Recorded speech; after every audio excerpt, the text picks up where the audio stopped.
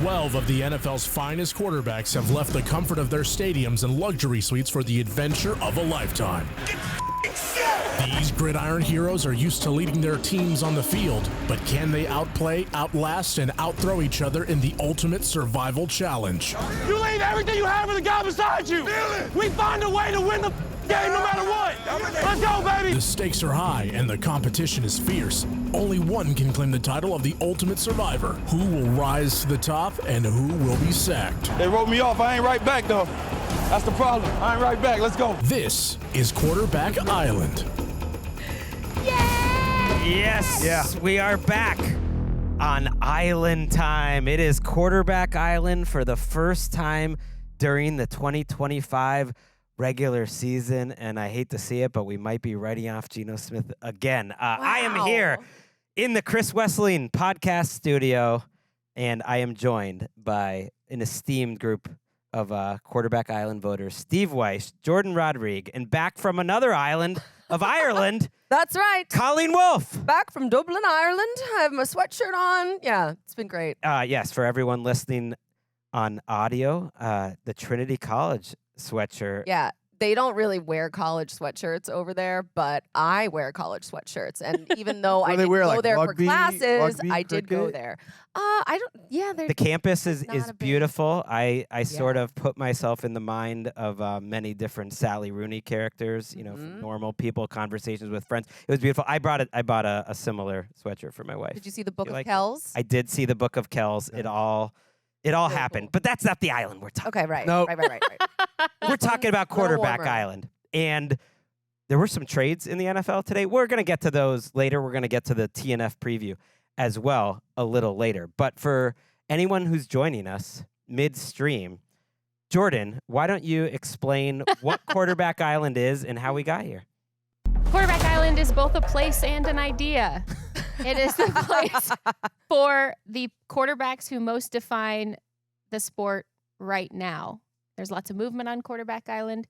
Sometimes some illegal rule changes on Quarterback Island. Controversy. Overall, though, 12 quarterbacks right now, rules changes later in the season, but right now, 12 quarterbacks have a place on Quarterback Island, and these are the quarterbacks who we decide as a voting group are defining the position right now. Yes, and every voter can decide in different ways, but whether it's best, whether it's defining, however it is. Pretty subjective. It's pretty subjective. Pretty And wide totally open debate. In the never past, chaotic at we all. haven't allowed any injured quarterbacks to be on the island, although Lamar Jackson's going to be an interesting conversation Yes. in just a little bit. Real Before we quick, go, real yeah. quick, But what George's saying, this is how it's being played now and an idea. I'm waiting for Jude Law to walk in. because, Yeah. like, every performance I mean, he I've been gives, waiting it's for real. Jude Law to walk in my entire life, Steve. That is absolutely amazing. So we did an episode before the season started, and we are going to remind everyone who the 12 quarterbacks are on Quarterback Island. They were entering this season. So, yes, we love it if you watch us on YouTube, and if you do, give us that like Great button. starting list. Subscribe.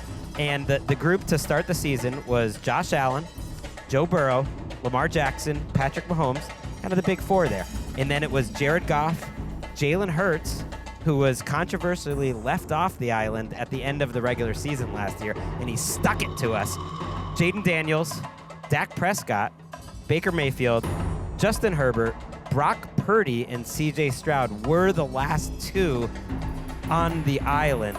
That's a good starting 12. Yeah. That was a great starting 12. I think there's going to be some people that are coming off quickly. How we'll start this here, and the early part of the show is the easiest part. And No Okay, math. Okay. it's kind of just like who's definitely staying My on. favorite part. You can go on and say something about them if you want, but I wrote down 6 players who I think are just definitely staying on that we don't even need to have a formal, vote by vote for each quarterback. And if you guys disagree, then we could have the conversation. And those 6, based on how they've played so far, Josh Allen and Yep. Dak Prescott, Yep. to me, have played the position at a higher level than anyone. Right?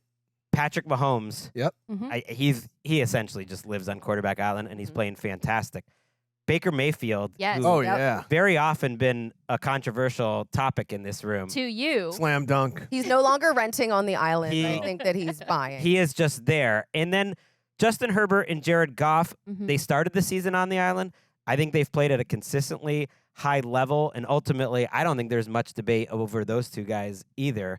I'll throw it to you, Colleen. Is it anyone in that group stand out to you that you just want to talk about, or that you disagree with me? No, I think all of these quarterbacks are firmly on the island right now, and I think the fact that Baker Mayfield was a discussion last year and a back and forth. You were the one, right, that wanted Baker? Oh, I'm a big Baker guy. Me and Jourdan. Yeah. Right. Okay. So I just look at the way he's playing right now, and sick. My goodness, in that game against you have him and Sam Darnold, they're going back and forth. I mean, just that game as an example, he's just so good, and he just makes everyone around him better. So I feel like he kind of started as like the idea of him, people were just rubbed the wrong way after what happened in Cleveland and then what happened in Carolina. And then he kind of had that stigma to him. But now I think we're completely past it.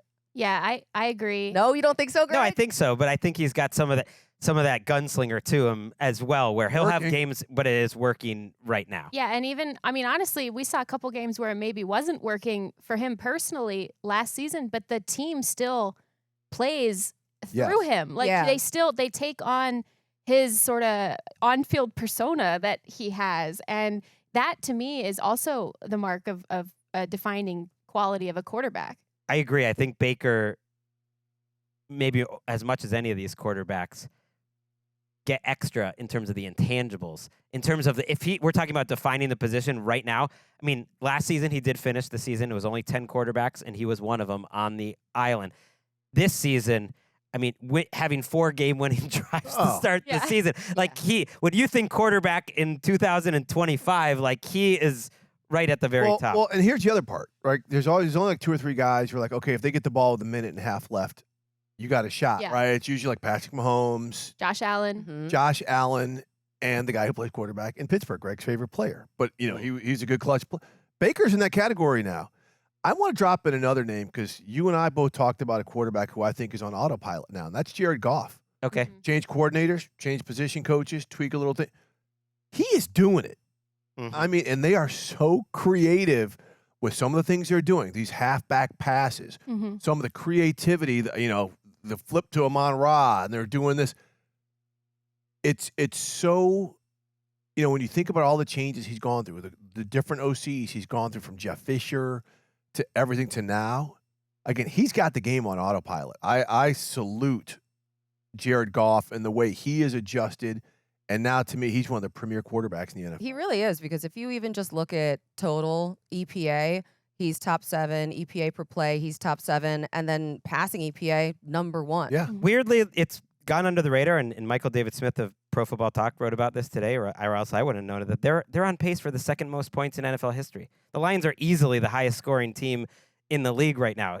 First impressions matter so much that you just remember that week 1 game. We've moved on. All right, so he is locked in. 6 players are on the island. Congrats to Josh, Dak, Patrick, Baker, Justin Herbert, who has some faulty protection issues in front of him right now, but has been playing great, and Jared Goff. Okay, of the 12 players that were on the island, I think it's, maybe we could debate one of them, but I kind of think there's 3 players that are clearly off. Are we knocking off the injured guys too? We're knocking off one injured player, which is Joe Burrow. Right, okay. He's gone. Brock Purdy has not been on the field this year in enough, and when he's been on the field, it's been a little iffy. Okay. Yep. And so that's 2 guys. And then as exciting as it was to watch C.J. Stroud spin it on Sunday against Baltimore, I don't know that he has any case versus some of the guys off the list. You disagree, Steve? Wait, what are we doing about Lamar? Well, we'll get to that, because to me, I thought these 3 guys would just easily were booting them off the island. Okay. I think we better take a beat on CJ. Okay, so we will table. We're going to table him. We will table him. Okay. And the other guys on the island to discuss that I think are at least worth a discussion. I need a pen. Hold on a second. It does get confusing. We have allowed Colleen to leave the studio temporarily.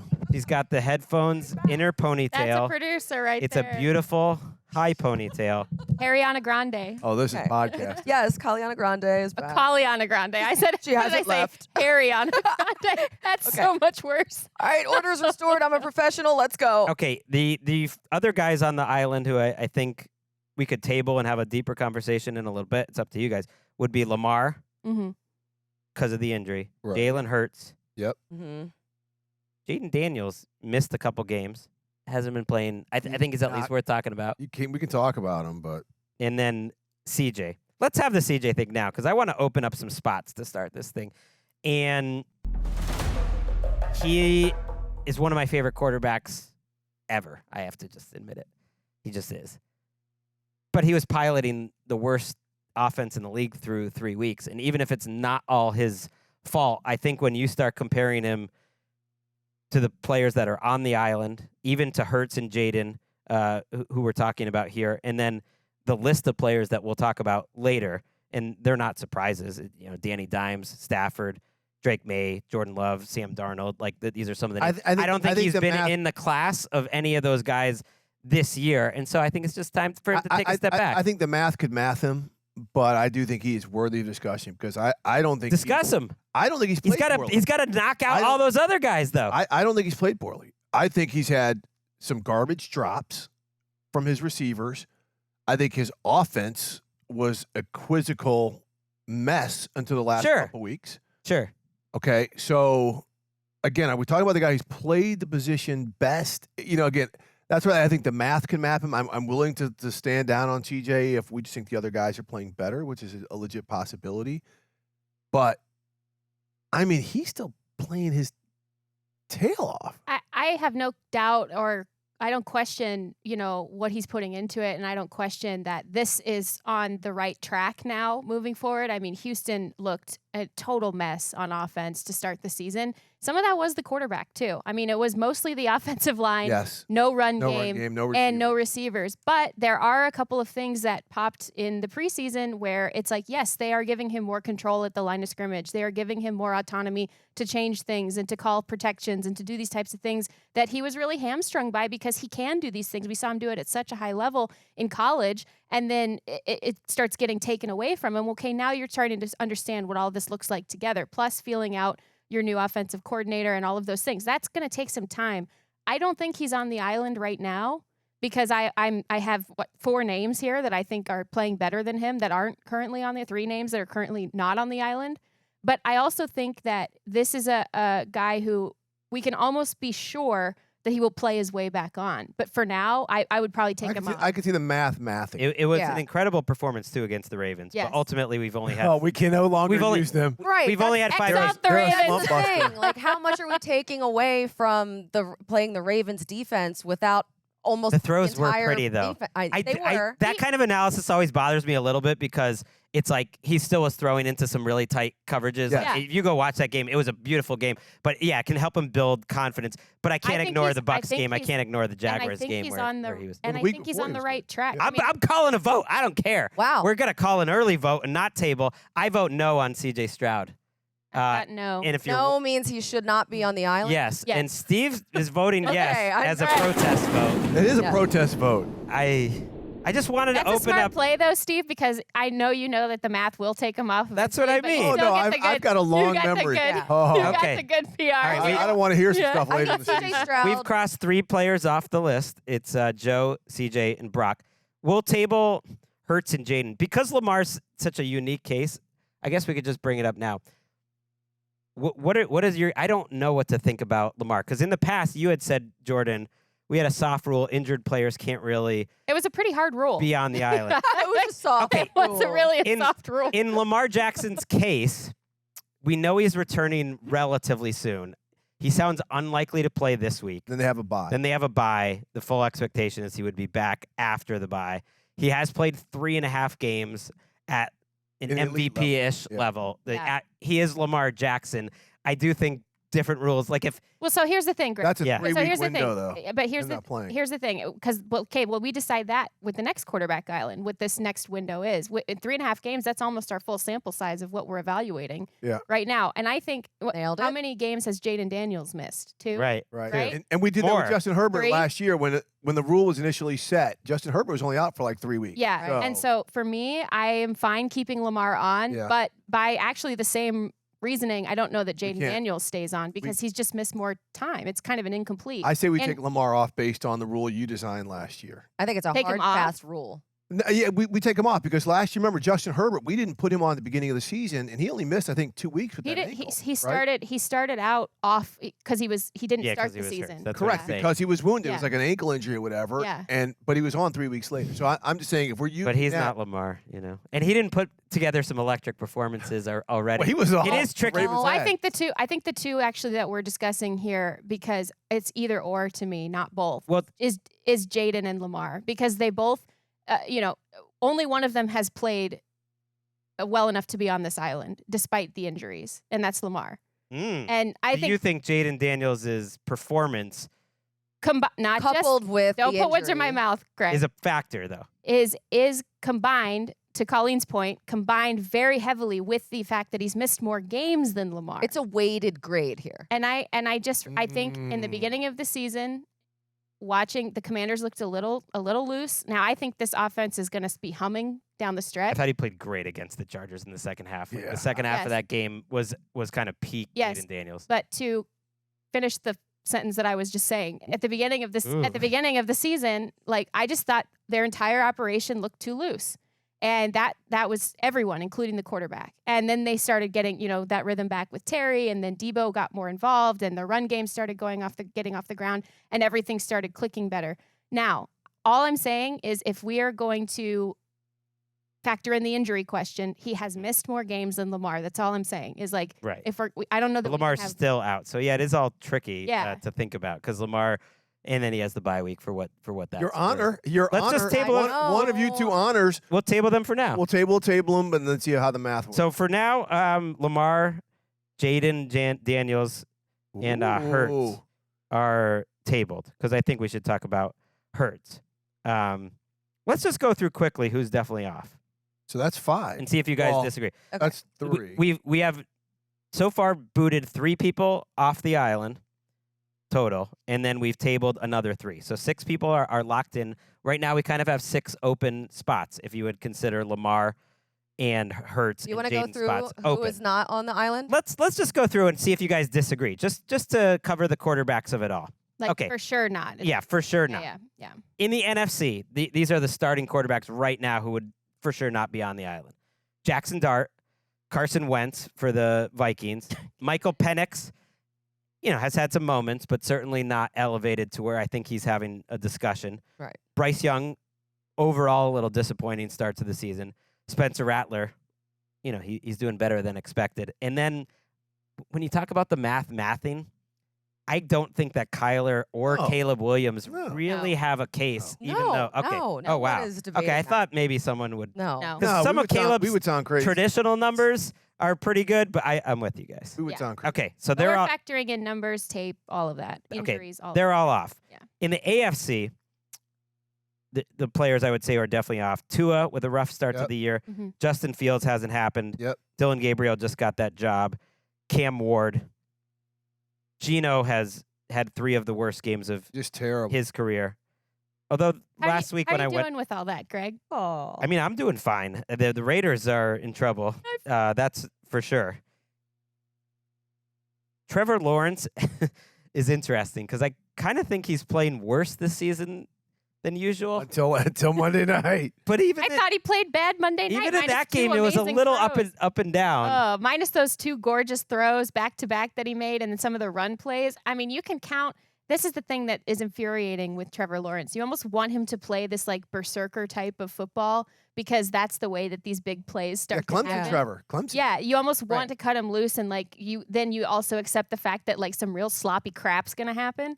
And that's dumb mistakes, just mistakes that you in your 5th year you're not supposed to make, and not seeing the line of scrimmage, or running, out of bounds, or you're supposed to slide inbounds, or these types of the time on the clock, the play clock running out, and having to take penalties, like these types of things, the fumble, these types of things you're going to get with him, and you still are getting all these years in. But also, when you cut him loose and give him he's confident and kind of angry, like then you get like these incredible dials highs. in. Yeah. His anger sort of centers him. Yeah. A little bit more. It just is like I said, it's like this berserker mode that he vacillates between that and then like, oh God, what's going to happen? So we're just waiting for a breakout in year 6, maybe. I think traditional. we can't. Let's not laugh that off. We're seeing Sam Darnold and Baker Mayfield and guys like this. I know. Let's not laugh that off. Right. I wouldn't be shocked if, because of the foundation that they're setting now and him getting used to that offense, that at the end of the year, he's a really serious conversation, or he makes it onto that. I think right now, him having a defense that gives him short fields like some of these other quarterbacks. Right. The advanced stats are great to look at, and they're not great for Trevor Lawrence. But like, I think it's tough to even think about him as an option when his yards per attempt everything is actually way down than ever before. So Trevor is out. All those players, I don't think you guys would disagree. And then I'll throw in the Bengals starting quarterback here too. Joe Flacco is the Bengals starting quarterback. Apparently, for this Sunday. For anyone that's just learning about this via Quarterback Island, let's have a quick Joe Flacco talk. He was traded to the Cincinnati Bengals on Tuesday. That's fun. The Browns get a 5th-round pick, but it's not for a 5th-round pick because they sent a 6th back. All it was a small move up on day 3 of the draft. Essentially, I would say a salary dump, except he's barely making any money. The Cincinnati Bengals are betting on Joe Flacco to have a better chance to keep them afloat for when Joe Burrow possibly returns in December. Try to get to Joe Burrow at 7-7 or even 6-8 or something. Steve, you look skeptical. Do you think Flacco can do this? First off, Jake Brown's going to start this week. Joe, do we know that? Joe's not going to have enough time to get it going, even though he did in Cleveland. These are like two totally unimaginative organizations right now. I mean, for real. I want whatever's in the jar that they're snacking on, because some gummies. You're saying late gummies, night. Okay, whatever. I'm sitting here like Joe Flacco behind that offensive line in those really quick passing game in Cincinnati. Well, he moves so fast, he's still spry. The Bengals have these 5-second developing pass plays, right? So you need somebody who can move a little. Yeah. Jameis can move a little, and he's going to make it interesting. I don't. So you're going to go with the dude, Joe Flacco, who you've seen for a couple of years in Indianapolis. I thought maybe he can get something going to Cleveland. It's the same Joe. I mean, would you rather Joe Flacco be with the Bengals or Andy Dalton, if we're talking about guys? That would have been fun. Why don't they that would have been He's looked good whenever he's played. Yeah. I mean, what? But there were so many, it just felt like other options. And I'm with you. The Jameis one would have just made so much more sense with those receivers, too. With those receivers, and it's kind of like, really? What? And then the Cleveland, we're gonna be slick here. We're gonna get rid of Joe so we can move up to Shedeur so we can politically let him get shorter on the depth chart. Woo, that was creative. So now, if you're the other 52 for the Browns, and you're like, we're rolling, we have 12 more games left, 11 more, and we're rolling with this. Well, I think Dylan Gabriel is an upgrade from Joe Flacco based on one game, which is not much. For sure. But I mean, I'm like fine, right? But if you're the Joel Bitonio who's going to be talked out of retirement, if your guys like to say, this is how we're going, we're going through this ish again. Also, what are the vibes in that quarterback room? Yeah, because there's no middle child anymore.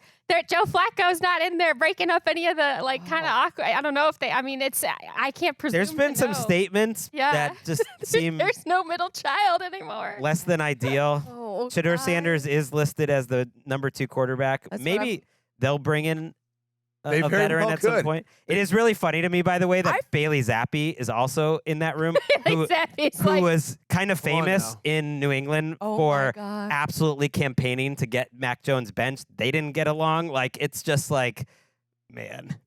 So ugly. I could see a scenario. I don't want this to happen, but I could see a scenario where they bring in another quarterback and then Shedeur is still not the backup. They move him back again. That would be. I know. It would be wreck. crazy. It But it's would be Cleveland. chaotic. I mean, right now, I'm Exactly. kind of like, what do you know? You know what it made me Our think, though, too? expectations were low, but holy cow. So Jake Browning looked so overmatched in the first 3 quarters of that game, and just like he had lost so much confidence that I did start to think, and I'm sure Bengals fans were thinking this way, is like, is this it for Zach Taylor? Like, if it goes this way the rest of the year, where they pack it in and they just get blown out every week like they have the last few weeks, like, is that the time that they think about doing it? So I think when you see a move like this, it might be a little bit of them thinking, we think Joe Flacco is our best chance to save our jobs by just putting it up there. Because one thing, he made mistakes for the Browns this year, and he was terrible under pressure. But he's not holding on to that ball. he can throw- He's got to go throw it down the field. He can rip it. He's going to give T and Jamar and Yoshivas a chance. Well, here's the thing. How many more years does Zach Taylor have on his contract? Because if he's got 2, Didn't they extend him? he's They coaching 2.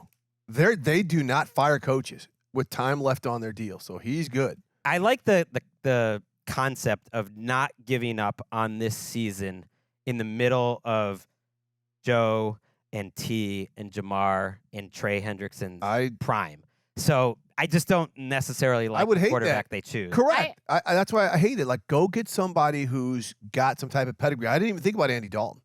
Right? That would be a great. It makes too much sense. I feel like to say I like that they're not giving up on this season, I think is giving them a little too much credit. Because yes, they have these players who are incredible in their prime, but what else were you going to do but make a move? I mean, the product, I said this earlier, it's not like Zach Taylor does not know what he's watching and does not see how depressing it is when you trot Jake Browning out there to get killed every day. Like, it's not like he's not aware. Right. So it's more like, well, what else were you going to do? It's not, to me, it's not like some valiant effort fight to, like, Well, especially because keep our dreams alive. It's Jake kind of Browning like is the least of their problems. Like, Joe I Burrow, agree. sneaky wasn't that effective in the 5-6 quarters he played.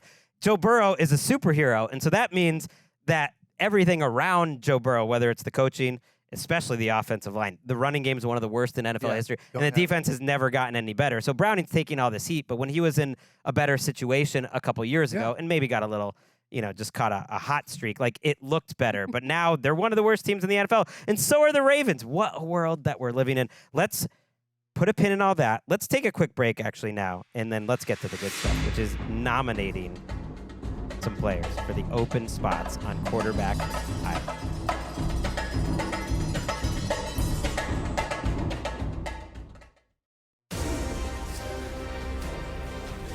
Back on quarterback island. I want to live in a world where at the end of every season, you know how on Pro Football Reference they list all the postseason honors? They have like the all-pro teams. They also list stuff like the PFF all-pro teams or the top, they put All top the awards. hundreds.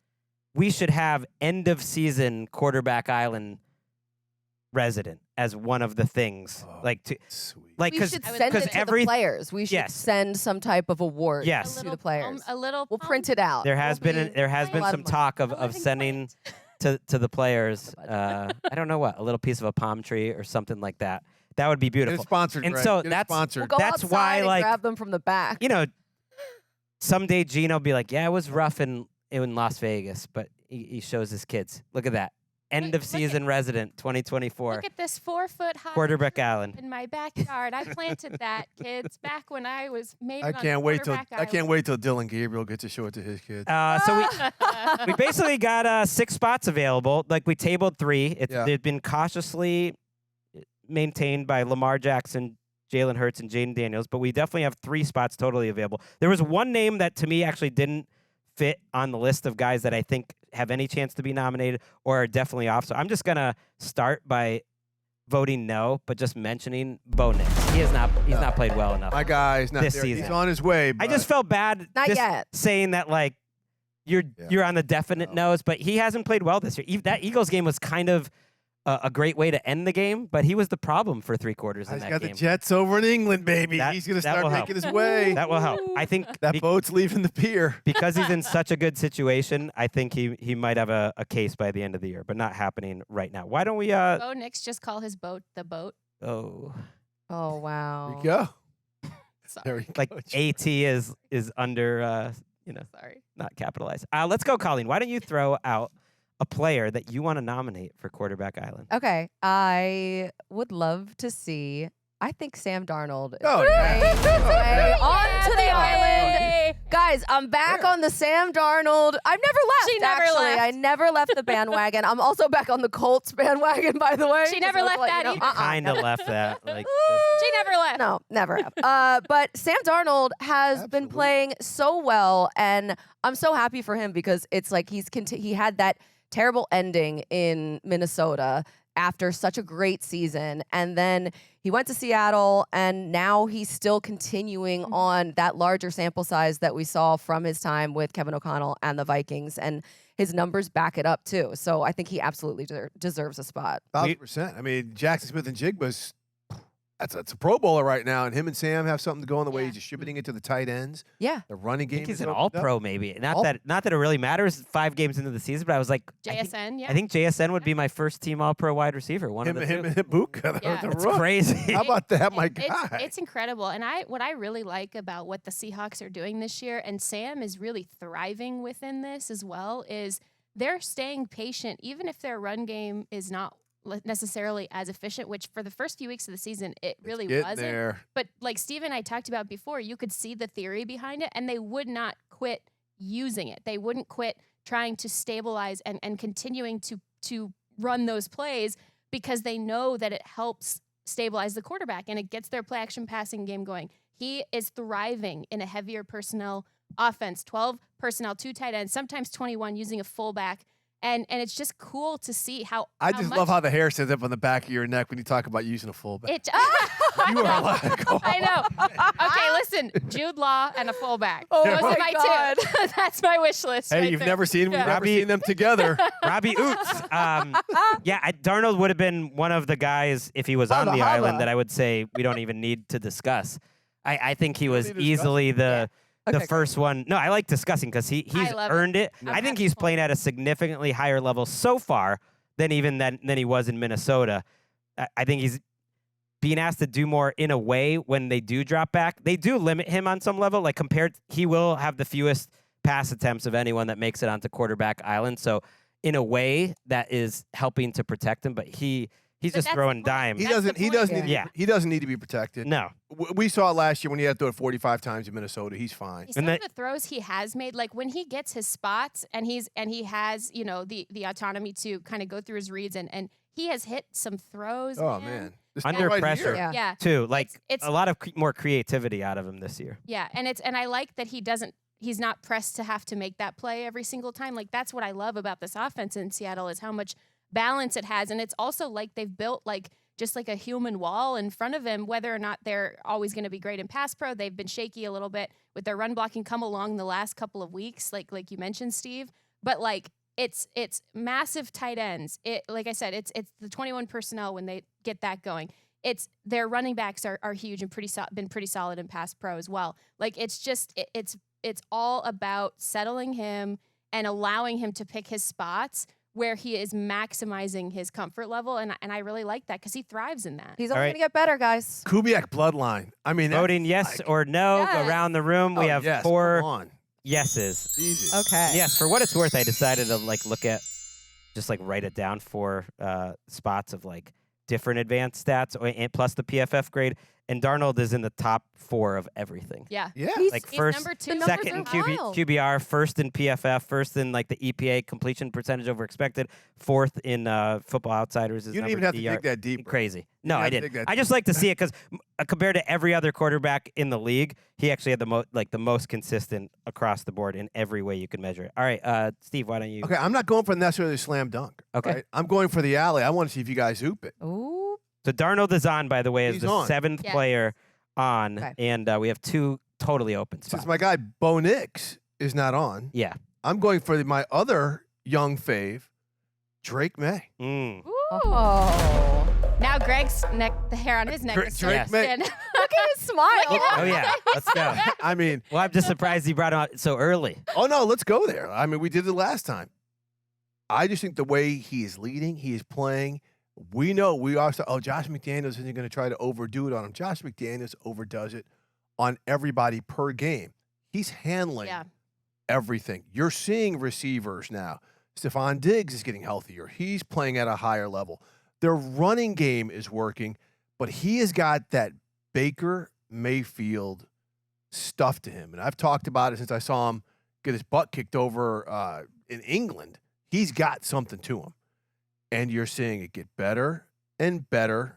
And I'm not necessarily saying he needs to boot anybody off the island, but if we've got an open spot, Drake Maye, son, he needs to be on this island. Mm-hmm. That game on Sunday night certainly helps because I think he needed a defining sort of moment where everyone could see what he does. And you said it really well, that there's the out-of-structure stuff and the Josh Allen type stuff while, defenders are hanging off him, but there's a lot of instructor stuff. In fact, I would say this offense, and that speaks to his ability to handle things, has been changing more on a week-to-week basis in terms of how they attack opponents as much as any team in the league.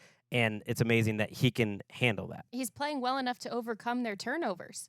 When they've been fumbling the ball, and he's playing well enough. Although he's been part of that. If you were going to make a case against him, a few too many negative plays and a few too many sacks. So that's where if we're comparing him to some other great quarterbacks, which we will be, that could work against him. If you're curious on the metric, 14th in QBR, 11th in PFF, 4th in EPA per play plus completion, and 7th in adjusted yards over replacement. So like right in the mix of where you would think he would make it. I mean, my instinct is yes, certainly. But it's going to be tricky because we're going to be comparing him to other players that are coming up. I mean, he was electric in that game in Buffalo, especially in that environment with the whiteout and everything, and it's a division rival. He looked so poised, so confident, just so chill about everything that was going on, but also the way that he played in the game against Pittsburgh. Like there's moments if you look back where I don't know if he's on yet or if he's on his way or maybe he's arrived because of that last game in Buffalo. Maybe that cemented his spot. Is he helping to define the position this year? I'm seeing the crescendo. And I Stock up, for sure. And I think he is. When we're looking at how the quarterback position is being played, that is being decisive right away, whether you're passing it or running it. Mm-hmm. Right? That's some things you're seeing Bo Nix is starting to do. Mm-hmm. You saw Trevor Lawrence start to do it. Now, those guys aren't going to be on, but you look at the way the position is being played now because defenses are better. They've caught up.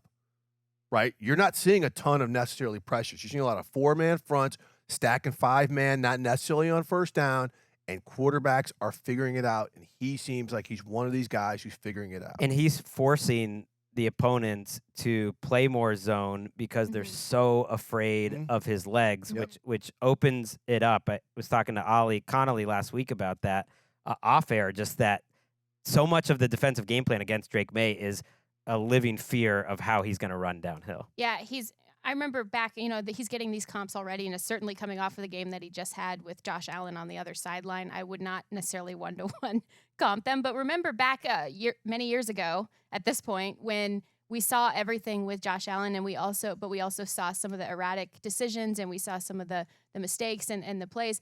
I think Drake Maye's playing more disciplined. Yeah, I agree. Than that guy was. I would not have expected him to be like among the league leaders in completion percentage. Like there's the occasional one where he'll take the sack and he'll just freeze a little Josh bit. McDaniels, though. But he wants them to take a sack first.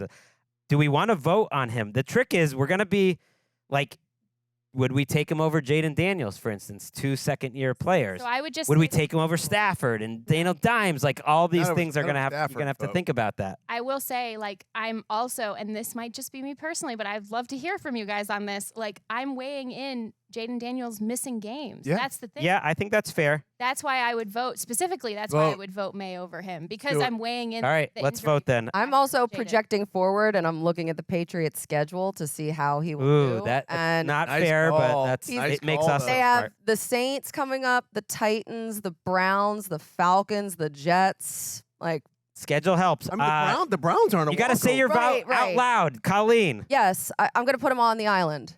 This feels crazy. Yes, I will also put him on the island. Yeah, I'm the one who freaking campaigned for him. Look at that. I didn't even have to vote. There's no bias involved. Right. Drake Maye.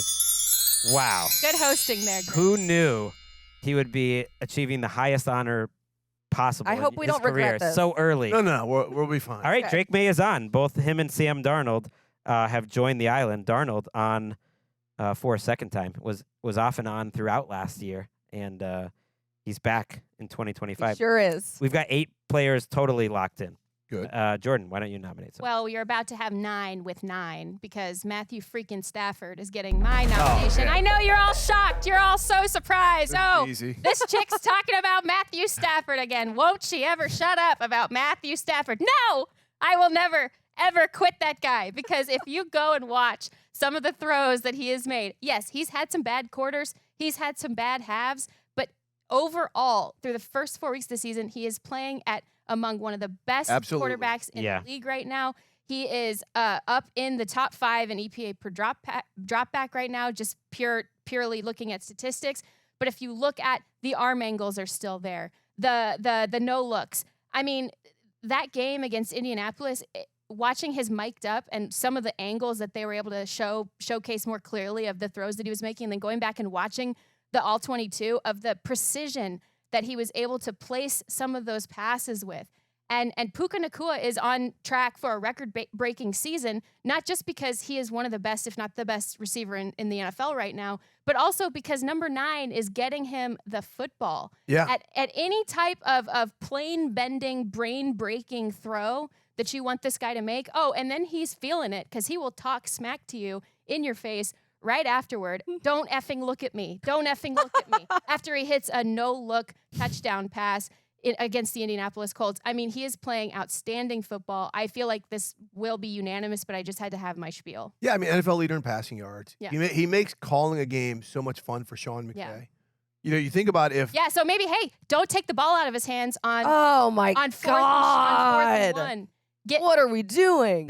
Anyway, Look, I I didn't love the call, but I am kind of a guy like if you can't get a yard when you need know, yeah. you don't deserve You have to bigger win. problems. He's also I'm one of those guys. He's just like the center of he's one of the centerpieces of the NFL right now. He's like just been involved in so many great moments and games this season that I think it's beyond the numbers, which are good, but like it's even better than that. Yeah, and I'm also just looking at who could possibly go on still, who's like hanging out there, who we've tabled. Mhm. Yes. And so if it's Stafford up here on the top, have we decided on Lamar? We haven't really talked Lamar, about. Hurts, and And Jayden Daniels have and been Jayden. tabled, and I would put Stafford over all of them. So Thank- that's why it makes it an easy Thank yes. you for We should making vote. Yeah, my because- point Okay. for me. Yes. It's a yes. Number 9. Yes, Yeah. yes, Yes for 9. Yes. yes for 9. Yes. The number 1 PFF quarterback. I know you don't like PFF, but I don't mind when they put Stafford at number 1. yeah, I was surprised.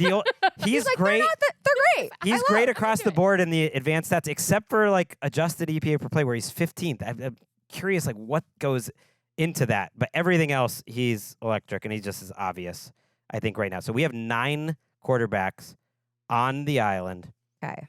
We have 3 players that we've tabled. So now, look, Eric would think about it like the island's kind of full right now. And if we add anyone, we have to take someone off. Good. All Eric Roberts cares about is that we don't lose track. I've been living here for a year and a half now. I know how to do the island. Wait a second. Can we just check in with you? How are we doing I will so say far? this has been the smoothest, but now that I'm Right? saying it, this has been the smoothest Yes. go around. I'm following. Okay. you. Yes, Still Colleen, you're doing time. great. Good job. Okay. Mess it up.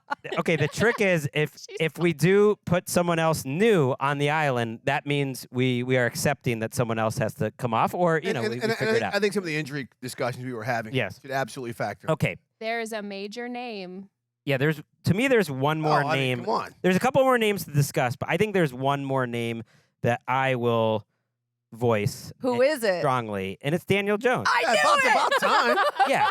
I mean, come on. Let's not be stupid. Okay, you go then. Let's go with our boy. Okay, listen. It's not like the flashiest throws or anything like that, but they're efficient, and he is Sam Darnold of this year. Yes. Even though Sam Darnold is still Sam Darnold of this year, but Came through the same train. They're up in Minneapolis. Sam Darnold's graduated though. He's backing Yes. it up. Now Sam Darnold is kind he's of like off. Baker. We let him off to fly. He's now. kind of like Geno in year 2 or spread his 3 of wings. Seattle. Like he's a made man. Daniel Jones, we did not expect. No, Daniel Jones, and I couldn't believe it when I was looking up all of the metrics this morning. And Daniel Jones, because he's been so efficient, and he's not really making boneheaded mistakes either.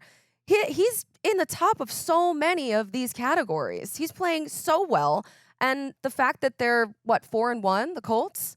Right now? Yep. Is that right? Yeah. And he passes the eye test, don't you think? He is. They used Stafford. That's their only. I know. I know, but they lost because like Jonathan Taylor dropped a ball Listen, and will you just let me, 80 Mitchell I've had a been holding it call. I've been holding it in for weeks. You just What? let me have that one. This is reciprocity. I do like But no, that. he's taking. That Jourdan has reciprocity for her embraced. voting Stafford off Yeah. last year, so He she's is. it's the boomerang. he It's is the make good. The make to- good. To Colleen's point, like he's taking care of the football for the most part. He's not making a lot of negative decisions, but he's also the one thing I worry about him sustaining through the course of the season is the hits that he takes. He takes some hard hits. He's obviously using his legs a little bit, but he allows Shane Steichen to come alive the way that Shane Steichen, you could feel it. He was like crawling out of his own skin last year, just really wanting to devise a game plan for somebody who's going to not just make the throws that he tells him to make, but also make some tough throws too. I'm glad you said that because I've been saying it. Shane Steichen can coach. For whatever people want to say, he won 7 games at Gardner Minshew, who almost got them into the playoffs a couple of years ago. He can coach. Now he's got a quarterback, and boy, are the Colts making a lot of people look bad. Right? They got rid of 2, if not 3 starting offensive linemen. Offensive line's playing pretty good. They made a change at DC. Oh boy, Lou Anarumo, he was really the problem up in Cincinnati. That defense is playing well, but look at Jonathan Taylor now. You got teams having to adjust how they play the Colts defensively.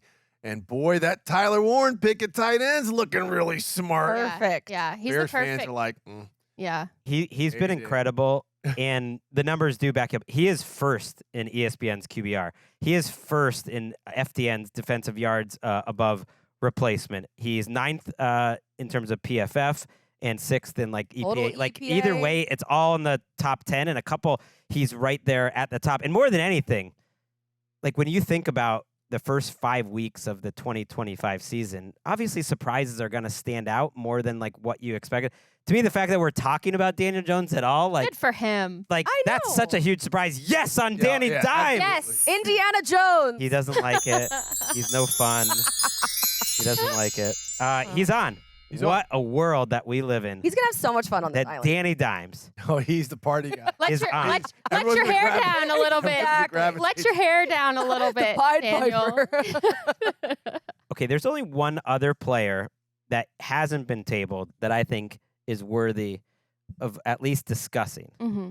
and that's Jordan Love. Mm-hmm. That's a great point. Yep. I mean, I'm sitting here like, That's it. I think we've gotten to the end of the list. So Those are the same exact so ones we I have wrote down. 10 we have 10 people on the island for sure.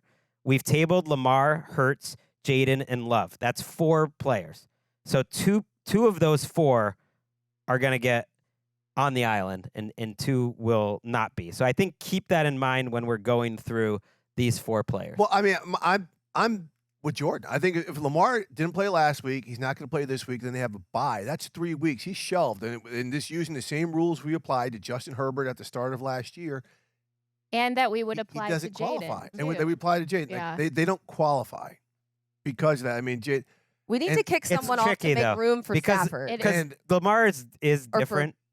Because he played better than Yeah. because he played so well. That's That what's that hard. matters. Lamar And then B, was because he's insane. Lamar Jackson. He was the first team All-Pro last year, and he was playing fantastic this year. So I do think it's a little different. I think it's just sliding scales in terms of rules. I think but it's I a don't know little what to do different, about too. that. So I have him. he was insane. I mean, I covered some of their games, and he was really all they had going off. Yeah. I just And feel Jo- weird Jordan picking him Love- off. Jordan Love to me too. I would rather put Jordan Love on the island than keep Jayden Daniels on within these parameters because Jordan Love's playing well. I had no problem with that. Jordan Love's EPA per dropback is right up there with Jared Goff and Yeah. Josh Allen, I have and no he's problem with playing that. really, really Yes, he well. is. And especially, I mean, people forget they've banged up with injuries too. They're Yep. missing some offensive linemen at a certain point. They were also dealing with the receivers kind of shuffling around. And I think he's playing really well. You're gonna get some weird games with him, but I think he's playing. I well. agree, but when it comes to the intangible of like the defining the position and has he really put his stamp on the season, he is someone I just struggle with because you're right, the numbers back you up. 6th in PFF as well, 2nd in EPA plus completion percentage over expected. 11th in QBR, 11th in the defensive yards adjusted, so a little lower there. That's still in top 12. But so much of that is off that Cowboys game, which was a defining game of this season, and he was fantastic. Yes. But, opponent in that game, it did feel like... Cowboys defense is playing better now, though. Yeah, it did feel like he got carried a little bit the first couple weeks.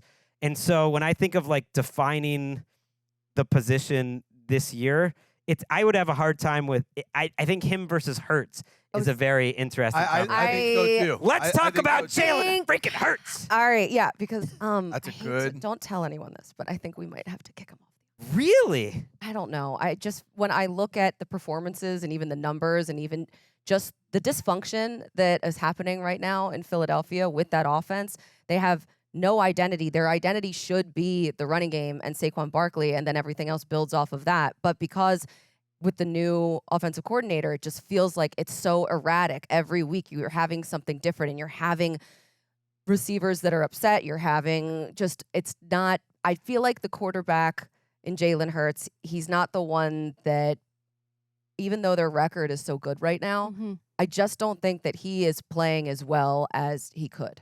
Other quarterbacks right now are playing better than him. I just don't think he's the problem. I think he's far from the problem. I think their offensive line, they're beat up. The fact that he can't he's not calling his own plays here either. But if we're just talking about the results, the run game, but is he helping to call his own plays? That's something like you're just trying to guess what the problem is here, and I think part of the problem might be like they've made it the Jalen Hurts offense because we have heard this about play callers in Philadelphia before of like, how come they're not doing this? How come they're not doing that? Well, you know what this offense reminds me a lot of? Like almost every Eagles offense. Like they play to Jalen Hurts' strengths, which might be a little more limited than other people. And I think he's been empowered as he should be to have a strong voice in like what they do. And maybe, I don't know what you've been hearing, Steve, because I'm not hearing anything. I'm basing this off reporting. No, I'm not hearing anything. Like, is that what A.J. Brown and Devontae Smith are upset about? You're kind of walking me down the Russell Wilson path, right? When early in career, when Russell was doing things, they were playing for championships, he didn't necessarily have that autonomy. That he got paid, then he started doing some stuff, and there's Russ's show, let Russ cook, and he saw what happened. I don't think that's what's going to happen here. And we are not giving enough credit to what defenses are doing to offenses. This is where now the offenses have to adjust. For the past 5 years, defenses are trying to have to figure out, okay, how do we stop Saquon? Because they've got A.J. Brown over here, and they've got Devontae Smith. Well, you know what? Let's just stop Saquon and make everybody else adjust to us. Let's stop Derrick Henry and make the Ravens adjust to us. Let's figure it out. Defenses are becoming so much more athletic. Jourdan, we see it all the time. You're seeing odd, even, odd. It doesn't matter the down anymore. It used to be 4 and 5 on first down. Now we're seeing 3. We're seeing 6 back. Yeah. Defenses are doing things now, analytically, tendencies, position of field, to put all kind of question bubbles above these quarterbacks and offensive coordinators. I think that's more of the issue, and I think some of these quarterbacks are going to hit. I don't think Jalen is necessarily the issue, but I'm wondering when Gregg was talking about, what Gregg was intimating is he doesn't have that Drake May-ish to him. So right? He doesn't have the dude like, hey, you shut up, let's go win a ball game, Right. and let's make that happen. Well, that could be happening behind closed doors. We don't know. what I would say, here's what I would do with Hurts, because Hurts right now is just someone who is making me nervous about being on the island and the way that he is playing and the team in general, the entire offense, the way that it's working. Looking at who is on the island and who has come off the island, I would not vote him off the island because I would put in Daniel Jones and Jordan Love, and I would take off Lamar Jackson. Daniel Jones is in. And Jayden Daniels because of the injury rule, and then leave Hurts in there, and that's it. There's no more open So spots. the debate is Lamar. The debate here is Lamar. The Hurts thing is so weird, too, though, because I kind of think he's playing a little better this year. He's actually made really good. I think he's doing what he should do. He's coming off his best game, which I feel like got lost because they lost. But, like, he had a number of big-time throws in that game, but they lost. So we react so much to the win or the loss. And we act like they got their butts kicked. Right. We like. I'm a typical I thought he struggled a lot Philadelphian more right now, in the and I'm Rams game unhappy. and in the Bucks game. It's so funny because I do think if he gets struggled booted in the off, second half in the Bucks game. The first half he was perfect. right? That's Okay, the Bucs. They're so right? One weird. of the best defense. Yeah, they got a bunch laid on them by Seattle, but the Bucs one of the best defenses. Denver, arguably the best defense. I just mean in I've the seen a NFL. little growth. I actually think he's playing better than he did in the regular season last year. So I really struggle, but the numbers are with you. Of all these players, his numbers are the most middling, anywhere from 10th to 17th in all these sort of advanced or PFF numbers. Let me phrase it like this. If Joe Donut all of a sudden pops on Quarterback Island and he sees Jalen Hurts on and Lamar off, what's he going to think about our credibility? Well, that's where I wanted to go next. That's the thing. Okay, Let's all stand on the table for one quarterback that's remaining and who you feel the strongest of these 4 quarterbacks. So there's 2 open spots. And this is regardless of the injury rule. And this doesn't mean they're on, but I just wanted to see what everyone's saying. No, the injury rules, whatever is in your mind of how you want to handle that is involved. May I interject? Sure. I feel like if we're going to apply it, we apply it. If we don't, we don't. And I'm fine not applying it because it's almost too nebulous to apply to one and not the other. What if we have an asterisk? But so that What would if say there's an like either asterisk here? you're saying either Lamar and Jayden are on They go to together injury or they're island. off together. Well, I'm saying I think they're, I think Jayden's off. All right. Should we vote on wait. Jayden Daniels? Because I do think there's some agreement there. because I think there's a couple guys playing better than him right now. Yeah, I think it's that simple. I It's think that- close, but I agree with you. I'm voting no on Jayden Daniels. Same. Yeah. Okay, Jayden Daniels is off. Okay.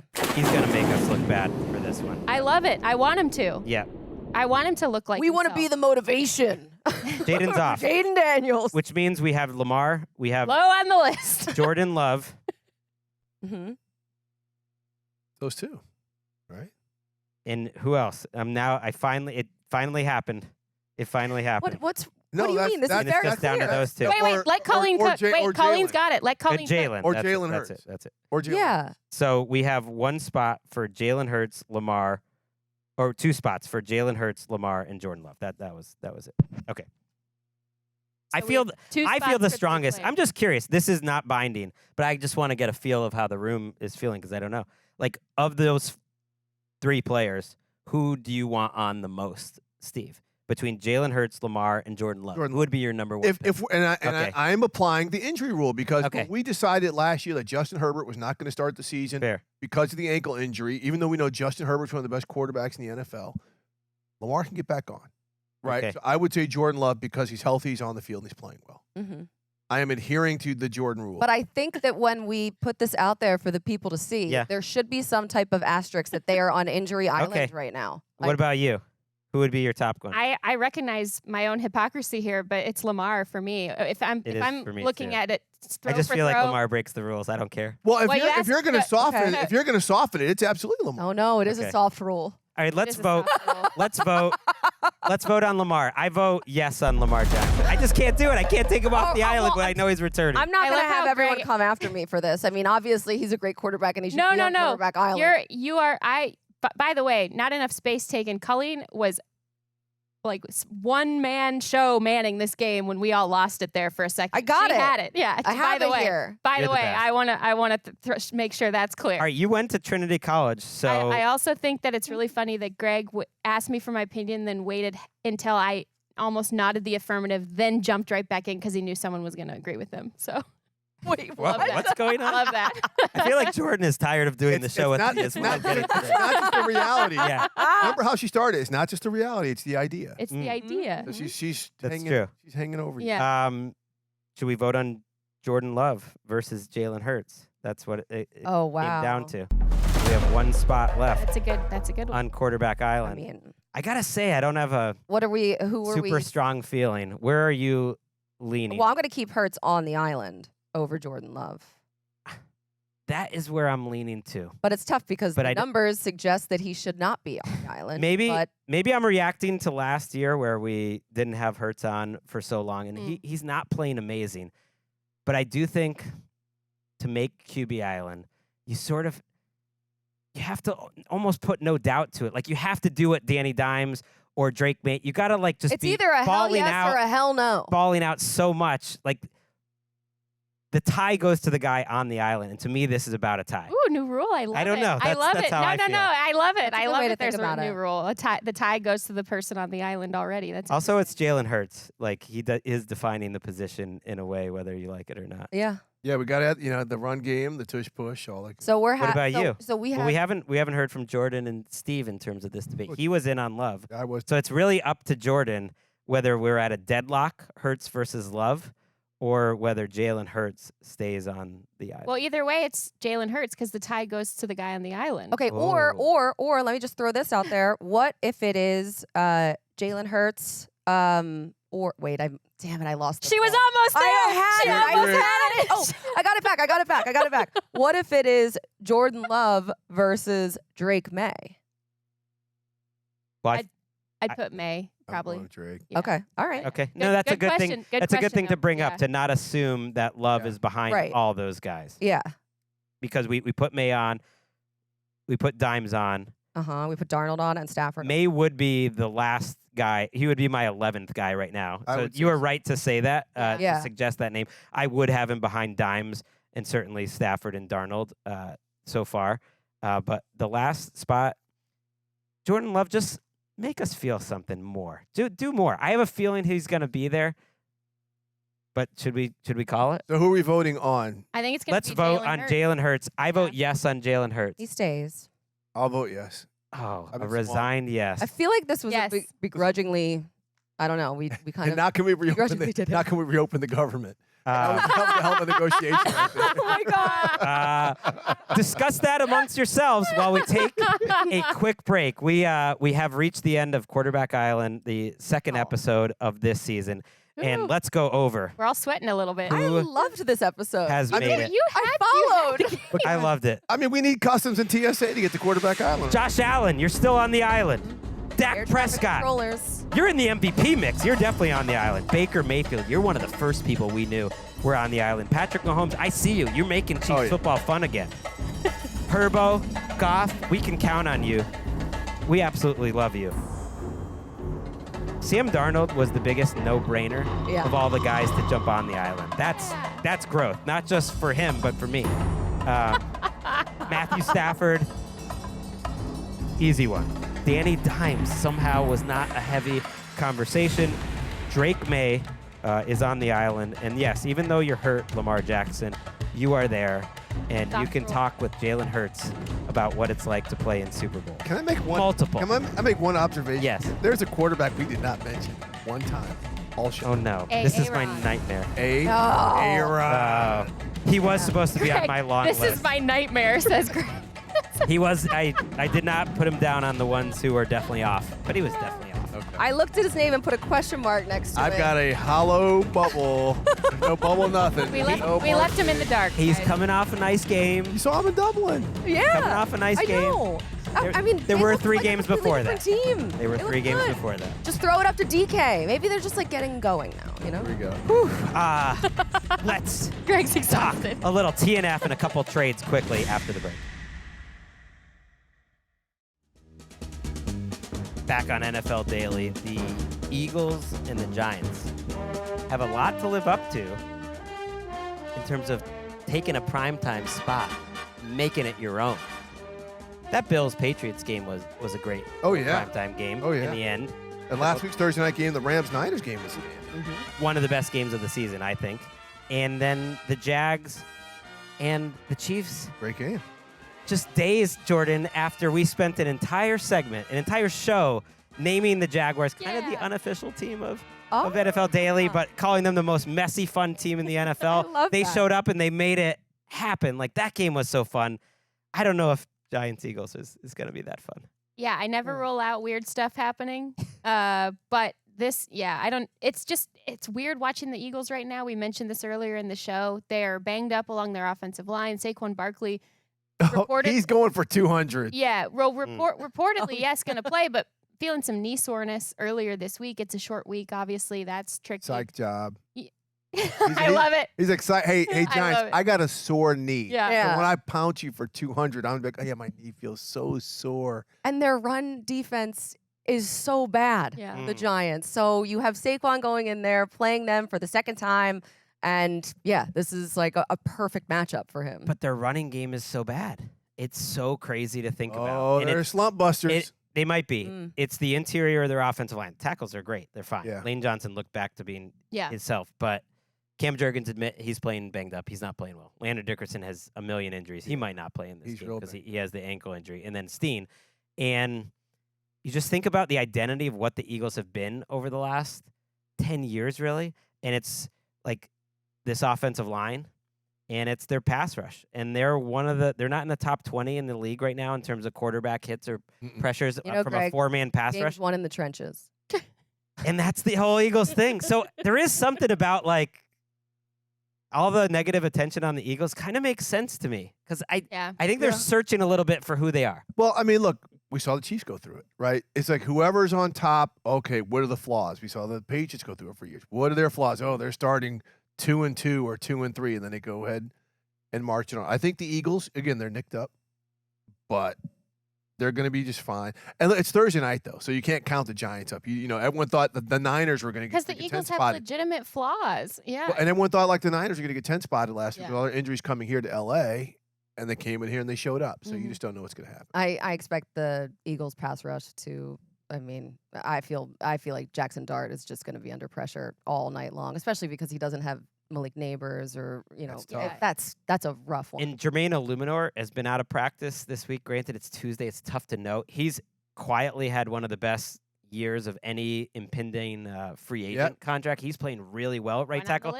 Like he is. Oh, he's pretty high on the list because there's never tackles. I think Devin Lloyd is number one on that's a high one. Pick up his option. So if he doesn't play, then suddenly, that could wake up the Eagles pass rush, or maybe they'll keep blitzing more. You know, they're having to come out of their comfort zone a little bit. Yeah, Vic Fangio calling still not like in exorbitant amount of blitzes, but more than we're used to seeing from him, especially in the first halves of games when their four-man front is not getting home. But yes, I think you do that, but you also have to be aware of Jackson Dart on the move. And this is where I think Quinyon Mitchell and Cooper DeJean come in so handy as like such an incredible tandem. Yeah. You cannot get anything into the flat against Cooper DeJean when he is playing in the slot. That's basically a no run, no passing zone at this point. And who is Jackson Dart, aside from his legs, where he's running up some of the middle creases, but he's also been trying to hit the perimeter a little bit. So those flats on the left and right sides, okay? You can't do that because Cooper DeJean's there. And Quinyon Mitchell manning down the other side and locking things down so well. And then he's also hitting the tight end a lot. Theo Johnson, we predicted with Malik Neighbors out, he would kind of become a little bit more of a security blanket, and he very much has been. And so, okay, where are you trying to hit Theo Johnson? In Cooper DeJean territory. Well, it sounds like a Zach Bond game, too. I mean, Zach can cover the tight ends and he's a good spy. So, knowing how Vic loves his outside linebackers and be creative with them, Zach Bond could be a factor in this game. Yeah. Let's listen to Brian Daboll talking this week. I just love the way he ended this little clip. A little bit of a Stinky Davis. Yeah, you watch all the games, and you watch him when he's out there get open, big, strong, fast, has good hands, can run any route you want him to run. I'm sure they can throw him the ball as many times as they want. I mean, Saquon doesn't get it, or give it to Saquon, and AJ doesn't get it. There's one ball. They're all really good players. Smitty, I mean, I've been around Smitty. I think he's an exceptional receiver too. So I think I'm sure whatever they want to do or think they need to do, that's what they'll do. Oh, no. You have to watch the tape. AJ's open a lot. Oh! Your reaction, Colleen? Oh, you know what? I actually like Daboll more for that, though. That's awesome. That is insane. I love it. You got problems in the building? He's trying to sow a little discord. I like how that's just petty a little bit. And when your team isn't great, let's go to the dark arts of let's mess them up a little more. Great. AJ's open a lot. He's open a lot. Let's throw him the ball. Fantastic. I tell you what, though, I was too distracted because I know it's the Cancer Awareness Month that he has on the Giants thing, but I need 3D glasses to watch that thing on the chest.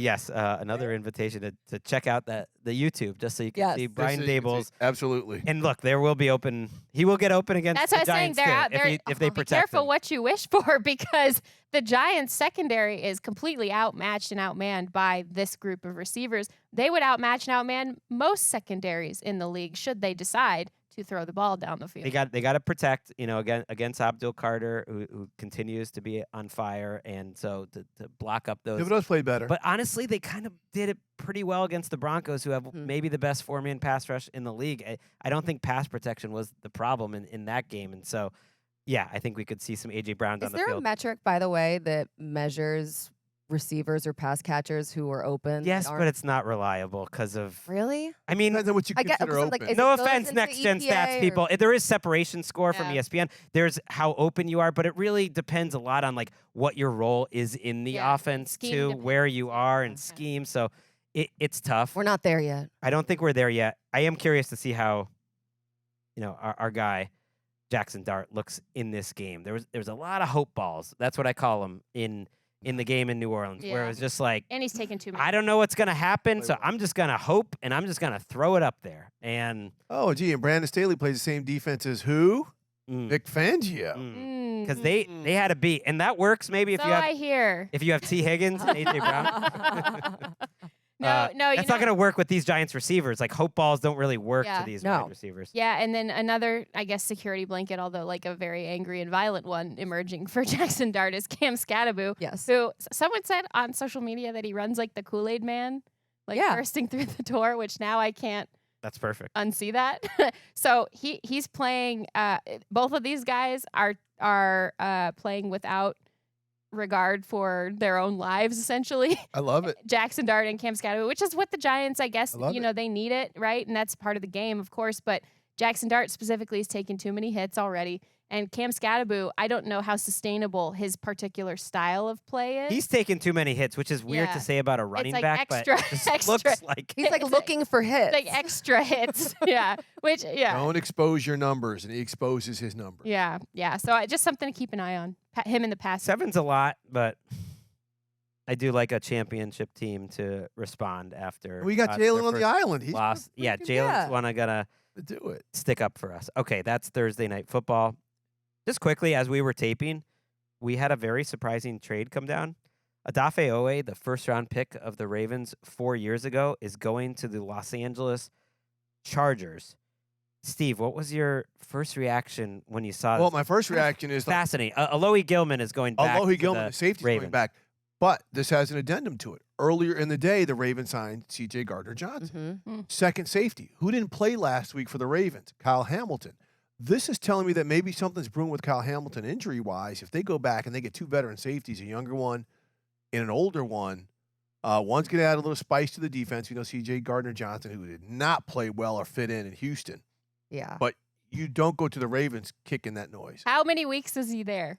No. Baltimore? No. And that building. Gardner Johnson? No. It's just funny. We were keeping tabs on it because it's like he goes to these different stops and it gets shorter and shorter every single That's all right. time. He has been humbled, I am sure. When I saw that he signed for their practice squad, I thought, man, what have the last couple weeks been like for C.J. Gardner-Johnson? And the fact that he's having to sign to the practice squad, I feel like he's going to have learned, and he's a good player. Oh, so yeah. I'm going to say, all right, we got weeks left. He'll be there through the season. Then I'm going to give him one more year. 30 weeks left. I think he gets a solid year and a half. Will he be benched at any point? But this is, and then he'll kind of expire. I mean, he could. But look, last year when the Ravens defense took a turn, they adjusted their safeties.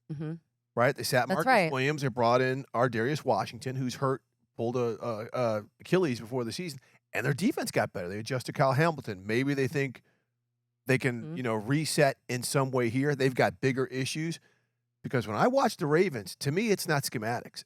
I was watching them get blocked all up and down the field and guys not get off blocks. DBs in position to make plays and not making plays.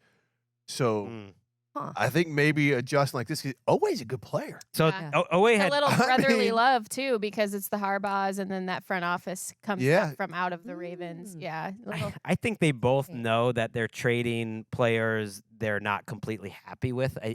Owe's at the end of his contract. He's going to be a free agent this year. He had 10 sacks a year ago.